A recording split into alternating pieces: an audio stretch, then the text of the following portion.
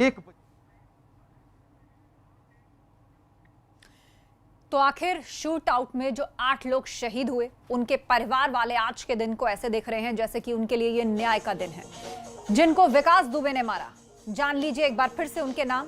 उप निरीक्षक अनूप सिंह, सिपाही राहुल, सिपाही जितेंद्र, सीओ देवेंद्र मिश्र, महेश यादव, नेबूलाल उप निरीक्षक, अनूप सिंह उप निरीक्षक, सुल्तान सिंह सिपाही, बबलू सिपाही, इसके अलावा सिपाही राहुल और सिपाही जितेंद्र, ये 8 लोग उस शूटआउट में शहीद हो गए थे।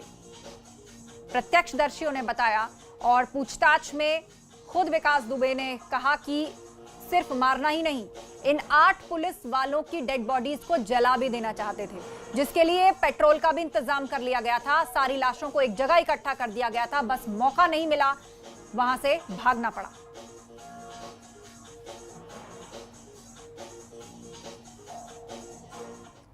तो इस पूरे एनकाउंटर पर विपक्ष भी सवाल उठा रहा है। आइए आपको दिखाते हैं प्रियंका गांधी वाड्रा ने क्या ट्वीट किया है। प्रियंका वाड्रा ने लिखा है, अपराधी का अंत हो गया, अपराध और उसको संरक्षण देने वाले लोगों का क्या।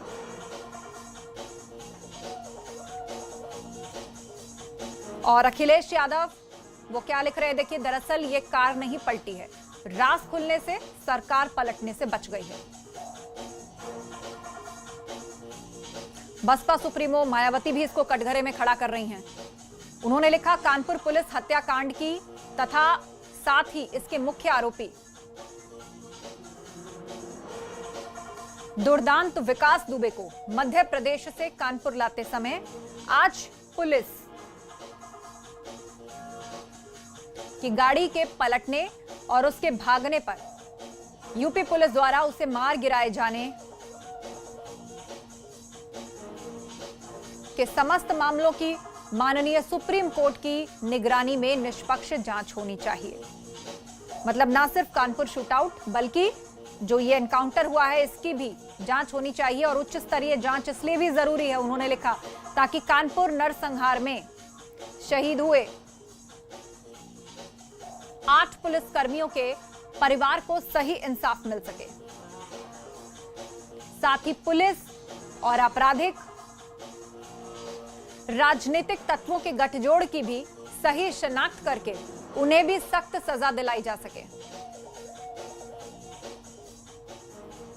विकास दुबे जैसे अपराधी की सजा मौत होती है और मौत होनी भी चाहिए, लेकिन अब सरकार को बताना चाहिए कि जो विकास दुबे अपराधी की गाड़ी पलटी है, यह सरकार को, अपनी सरकार को पलटने से बचा लिया है। उसने किस किस अधिकारियों का, किस किस भारतीय जनता पार्टी के नेताओं का नाम लिया है, किन किन बड़े नेताओं का नाम लिया है जिसने उनकी मदद की है, यह भी बताना चाहिए। अब एसटीएफ को प्रेस कॉन्फ्रेंस करके साफ साफ बताना चाहिए कि आप 5-6 घंटे उसके साथ रहे, आपने पूछताछ की है, तो किन किन अधिकारियों का, किन किन नेताओं की, भारतीय जनता पार्टी का नेताओं का नाम लिया है। अब तक तो आप समाजवादी पार्टी पे आरोप लगा रहे थे, अब बताइए ना कि भारतीय जनता पार्टी के किन किन नेताओं को बचाने की कोशिश हो रही है और किन किन अधिकारियों को बचाने की कोशिश हो रही है, यह भी जनता जानना चाहती है। अगर ये अधिकारी और ये नेता आज भी बच जाएंगे तो समझिए आने वाले दिनों में कैसे कैसे अपराधियों को ये पैदा करेंगे। इसलिए विकास दुबे की सजा तो मौत होती है, लेकिन दूसरा विकास दुबे जैसे अपराधी पैदा ना हो पाए, इसलिए उन भारतीय जनता पार्टी के नेताओं का, अधिकारियों का नाम सार्वजनिक कीजिए जिसका नाम उसने बताया है।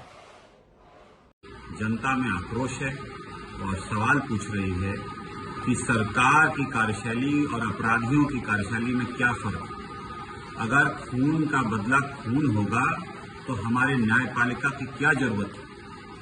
और ये जो प्रकरण हुआ है, इससे ये भी सवाल उठ रहे हैं कि कौन वो लोग हैं जो ये चाहते थे कि उस कुख्यात अपराधी का अंत हो जाए और उसी के साथ सारे राज दफन हो जाएं और उन लोगों को छूट मिल जाए जो बड़े पदों पर बैठते हैं और संरक्षण देते हैं ऐसे अपराधियों को, तो जो जनता के ऊपर और लोगों के ऊपर कहर ढालते हैं। देखिए, हमारे नेता माननीय अखिलेश यादव जी ने बिल्कुल स्पष्ट कर दिया है और कह दिया है कि कार नहीं पलटी है, योगी सरकार पलटने से बच गई है। उसका इनकाउंटर हुआ, उसके जो कर्म थे, जो उसका काम था, जो उसका अपराध था, उसकी सजा यही हो सकती थी।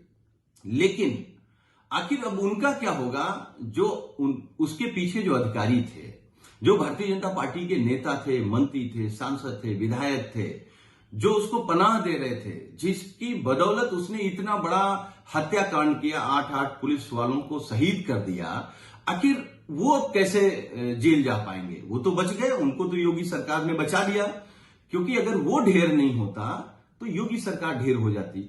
खास तौर पर बातचीत करने के लिए केंद्रीय मंत्री संजीव बालियान हैं, जो कि खुद उत्तर प्रदेश के मुजफ्फरनगर से सांसद हैं। संजीव जी, जिस तरीके से एनकाउंटर हुआ है उसको लेकर जो सियासी दल हैं, खासकर समाजवादी पार्टी और अखिलेश यादव जो हैं, वो ट्वीट कर इस पर सवाल उठा रहे हैं कि सरकार के तमाम ऐसे राज थे जो बाहर आ सकते थे और इसीलिए विकास दुबे का एनकाउंटर यूपी पुलिस ने किया। देखिए, राज तो शायद समाजवादी पार्टी के थे, जितनी मेरी जानकारी में है। विकास दुबे समाजवादी पार्टी से जुड़े रहे। जहां तक की बात है, हर एनकाउंटर की मिनिस्ट्रियल जांच होती है, जांच इसकी भी होगी सरकार की तरफ से, लेकिन उत्तर प्रदेश सरकार का स्पष्ट है कि जीरो टॉलरेंस अपराधियों के प्रति। अगर 2017 से आप देखेंगे तो आप माहौल में बहुत बदलाव उत्तर प्रदेश के महसूस करेंगे। शायद उसका कारण यही है कि पुलिस में पॉलिटिकल इंटरफेरेंस समाप्त हो चुका है, पुलिस अपराधियों के साथ सख्ती से पेश आ रही है।